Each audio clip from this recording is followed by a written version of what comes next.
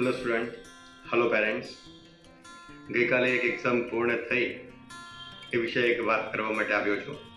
જ્યારે પણ students exam આપીને આવે પછી શું કરવું, તો એક્ઝામ આપી દો એટલે હોલની અંદર જ આપણે આપણું પેપર ફોલ્ડ કરી અને પાઉચમાં મૂકી દઈએ.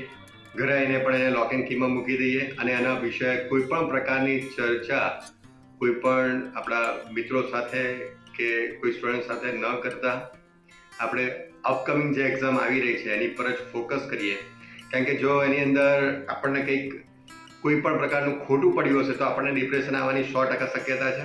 અને અપકમિંગ જે એક્ઝામ આવી રહી છે એમાં પણ એની અસર થાય તો પેરેન્ટ્સને પણ વિનંતી છે કે આપણા છોકરાઓ માટે જે પેપર છે એ પેપરનું એસેસમેન્ટ ન કરે અને નવા પેપર માટે જ આપણે ફોકસ કરીએ. કારણ કે જે થઈ ગયું છે done is done, it never be અનડન if you go to London. એટલે જે થઈ ગયું એના માટે કોઈ પણ પ્રકારનો તપાસ ન કરીએ. એક્ઝામ બધી જ પૂર્ણ થયા પછી કદાચ આપણને વિચાર આવે તો એનું એસેસમેન્ટ કરી શકીએ, પણ અત્યારે એક્ઝામ ટાઈમ ઉપર આપણે આવનારા અપકમિંગ પેપર ઉપર જ ફોકસ કરતા જૂના પેપર પર કોઈ પણ ડિસ્કશન ન કરીએ તે વિનંતી છે. Good bye.